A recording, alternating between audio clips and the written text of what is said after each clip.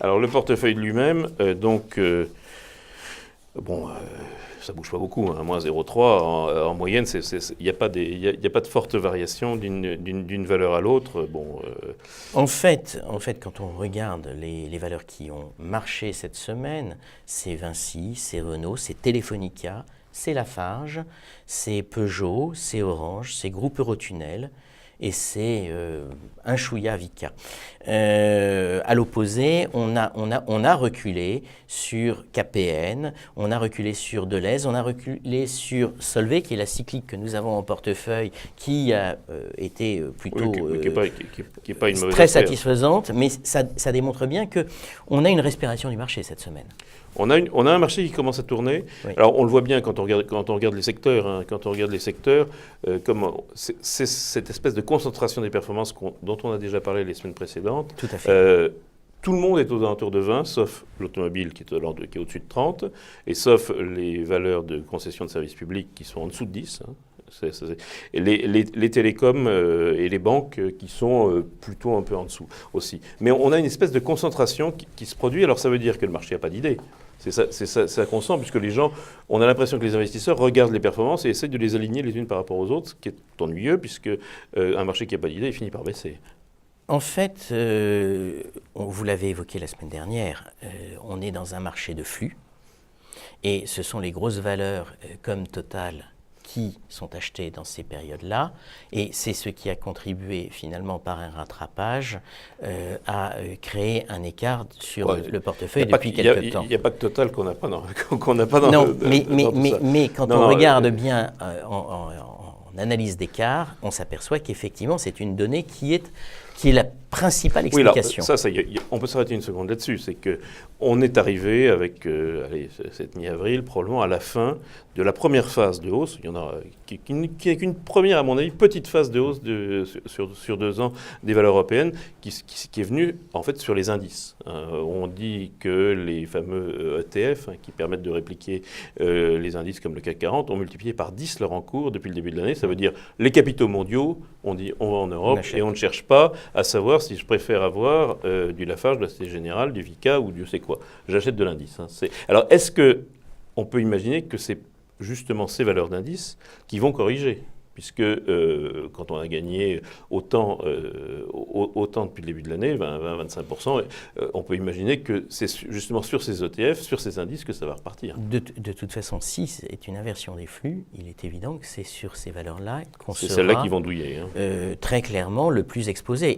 Et le fait de ne pas les avoir dans le portefeuille ou de ne pas en avoir trop voilà. est quelque chose qui fait partie de la stratégie qu'on a développée aujourd'hui et qui nous a pénalisés dans la hausse. On regarde les arbitrages une seconde.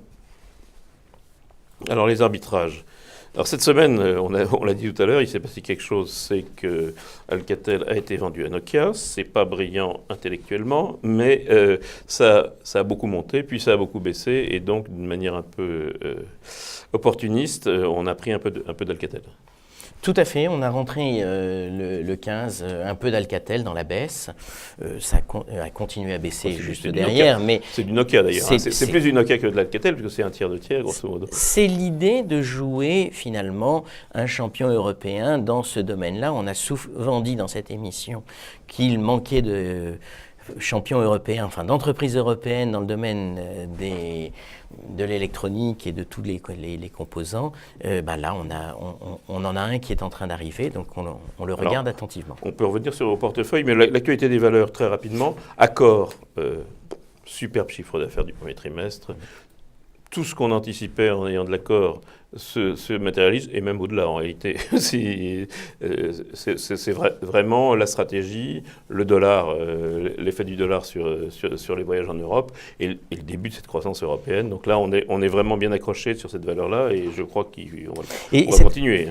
Oui, et c'est intéressant de voir que cette semaine, justement, Accor recule, alors qu'on a de très bons résultats. C'est-à-dire qu'on est dans des schémas de prise de profit comme on l'évoquait. On était hier soir et Accor monte beaucoup ce matin. Mais, voilà.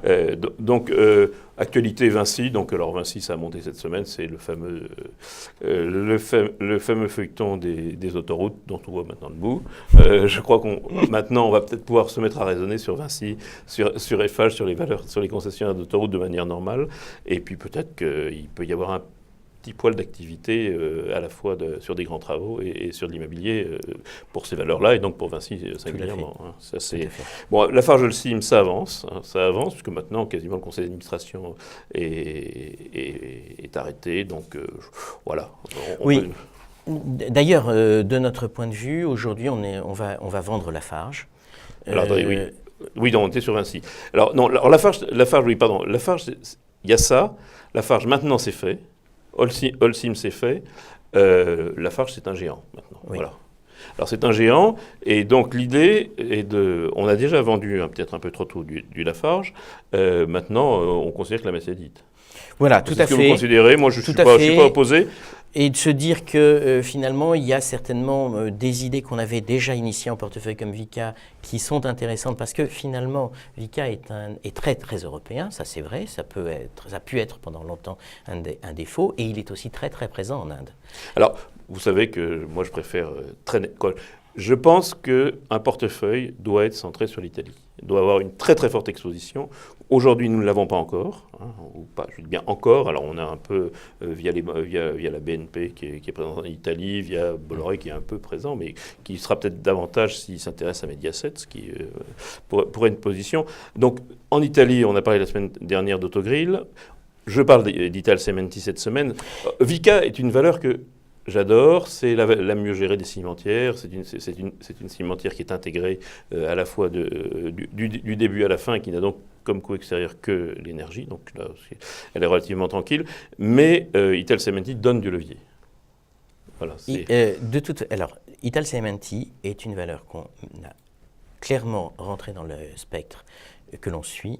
Il y a un sujet dont on n'a pas vraiment parlé, c'est qu'en fait, début mai, on va avoir encore un petit peu d'excitation, ne serait-ce que parce qu'on a les élections anglaises et qu'on a des dates importantes pour les Grecs.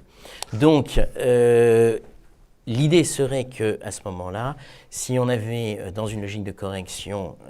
je pense que la correction ne viendra pas là-dessus. Je pense que la correction, elle va venir sur les grandes valeurs d'indice, personnellement. Donc, c'est pas impossible, mais l'idée, c'est de ne pas rentrer tout de suite et de la regarder et de saisir toute opportunité pour venir dessus. En revanche, on solde les Lafarge. Hein. Voilà, ça, c'est vraiment l'idée. On se reporte sur Vicat, mais en travaillant, en soignant, comme on dit en bourse, parce que c'est cher. Voilà, c'est cher sans être dramatiquement cher, mais il faut absolument mettre du cycle et des valeurs qui profitent du pétrole bas. Oui. Donc, le marché est bien valorisé, mais encore une fois, il faut chercher du levier là où il est. Et pour ce qui me concerne, je pense que le levier, il a été en Espagne et aujourd'hui il est en Italie et sans doute également au Royaume-Uni. Et le Royaume-Uni, c'est deux secteurs, deux secteurs géographiques sur lesquels on est sous-investi. Même si on a de l'Eurotunnel, mais on ne peut pas faire du Royaume-Uni uniquement avec de l'Eurotunnel.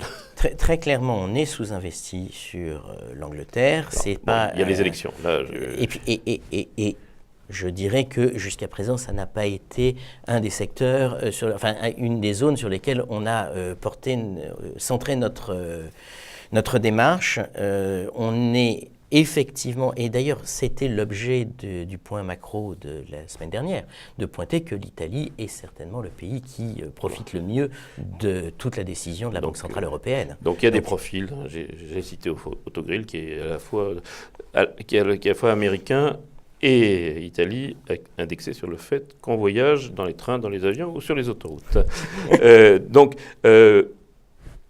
C'est une valeur dont j'ai souvent parlé, qui est ADP, c'est que nous n'avons presque plus d'immobilier. Puisque, tout à fait, on a vendu Unibail. Alors là, pour le coup, ce ne sont pas des valeurs d'indice, ce sont des valeurs de rendement, et ce sont des valeurs qui, elles, seront certainement plus à l'abri d'une consolidation liée à des masses de capitaux que d'autres. Donc, alors elles sont chères, voilà, la réponse, c'est que cet immobilier est un peu cher, on est entre 3 et 4%. ADP, il y a un intérêt très précis qui est que ADP, donc c'est une immobilière, c'est formidable, d'abord à cause de son patrimoine immobilier autour de Roissy et même autour d'Orly, à cause également du fait que c'est un centre commercial d'exception sur ces aéroports, mais jusqu'à la fin du semestre. Aéroport de Paris, ADP, est en négociation pour ses contrats de service public, donc ne va pas extérioriser beaucoup. Donc on a probablement une fenêtre, mais qu'il ne faudra pas non plus laisser passer trop longtemps. C'est pour ça qu'on veut rentrer effectivement maintenant à ADP. On a sorti, et finalement on n'a pas à se plaindre de la vente d'Unibail. On est dans un schéma où effectivement c'est un centre commercial, on l'a souvent dit, ça a des effets dollars, des effets énergie, il y a tout un ensemble d'éléments positifs et donc c'est une valeur qu'on va rentrer à hauteur de 2%. On met à l'achat. Donc voilà. Donc on vend du Lafarge, on regarde Vicat, j'espère un peu Italcementi, mais on attend. En revanche, on est sur ADP. Alors la semaine dernière, déjà il y a 15 jours, j'avais proposé un arbitrage Legrand-Schneider. Pourquoi ? Parce que dans un secteur qui est relativement... qui se compare, Legrand capte plus de croissance européenne, précisément toujours le tropisme que Schneider. Alors, le gérant a progressé. Le gérant progresse. Il avait répondu à l'époque. Les deux, mon général. La réponse était pourquoi pas avoir Schneider et Legrand, puisqu'on a du cycle un peu plus mondial et du cycle un peu plus européen. Ça n'est pas nécessairement ou, ça peut être et ou. Eh bien, effectivement, c'est et Legrand. Et donc, on va rentrer Legrand pour 1% et renforcer ainsi notre exposition au semi-cyclique qui performe plutôt bien et que ne souhaite pas particulièrement réduire en termes de nature dans le portefeuille. Bon, alors, le secteur des technologiques, je sais que vous l'avez beaucoup regardé cette semaine. Oui. Alors, plein d'idées. Oui, plein d'idées parce qu'en fait... qui sont des idées qu'on a évoquées dans les semaines précédentes. Voilà, quand on dit on regarde, c'est pas qu'on a... Tout n'est pas sous la pile. Voilà. On regarde effectivement, et l'idée c'est de renforcer encore les TMT parce que la productivité, parce que il y a du potentiel, et donc on envisage nous de vendre Capgemini parce On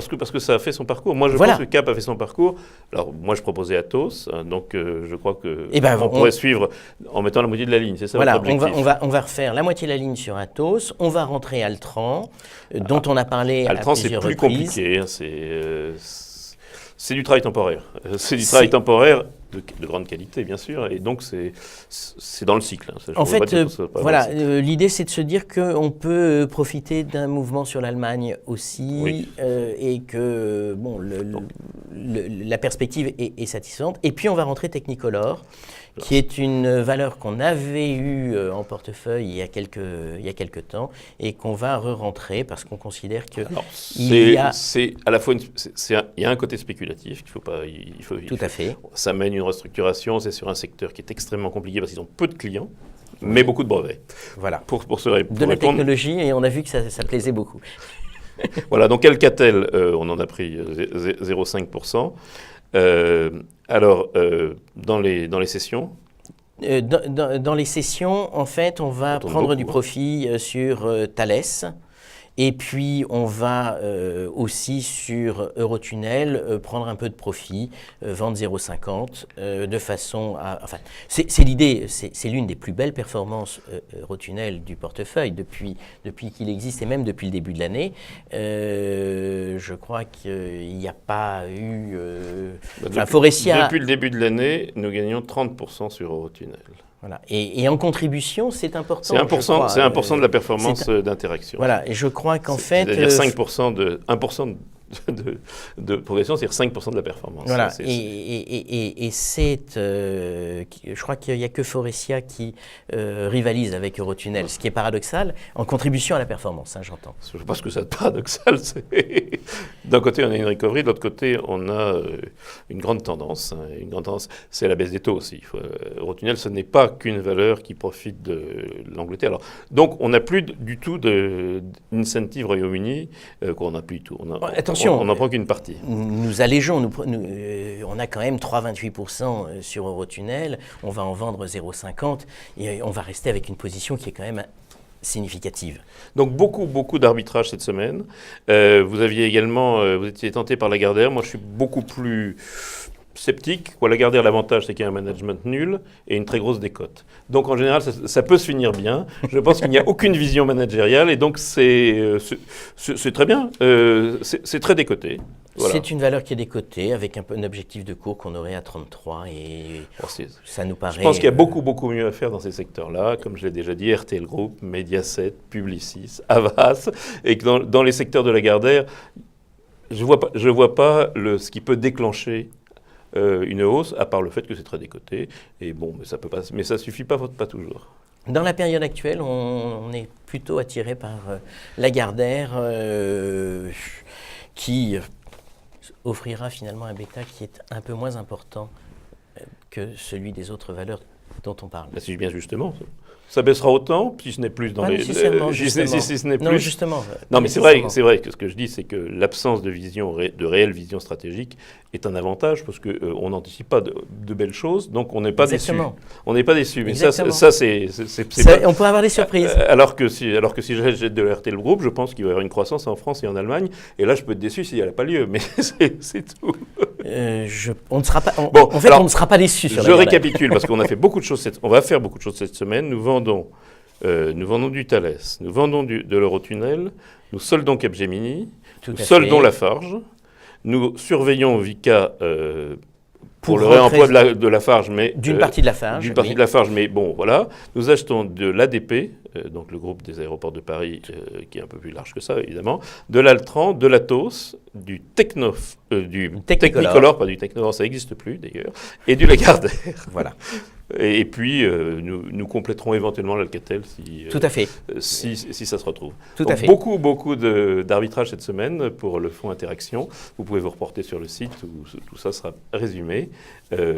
Rendez-vous la semaine prochaine. Peut-être juste une précision, c'est que la semaine prochaine, le code ISIN du fonds aura changé, puisqu'il s'agira dorénavant du FR 000 748 06 52, c'est-à-dire à partir du 24 avril, puisque c'est la date à laquelle le fonds fusionne, enfin plus exactement le fonds est absorbé par un autre fonds, garde son nom, et ça va lui permettre d'avoir une taille critique supérieure. Et donc, ce qui explique aussi l'ampleur des arbitrages qui ont été conclus cette semaine, c'est qu'on change la taille du fonds, puisque le fonds va avoir près de 13 millions d'encours, ce qui est déjà plus significatif, voilà. Et c'est un avantage, c'est que les frais pèsent moins. Ce qui permet de bouger, puisqu'effectivement, les arbitrages sont forcément limités pour ne pas faire payer à vous, les souscripteurs, des frais trop élevés. Alors rendez-vous la semaine prochaine avec un nouveau code ISIN qui apparaîtra sur le site et sur les vidéos, même heure, même endroit.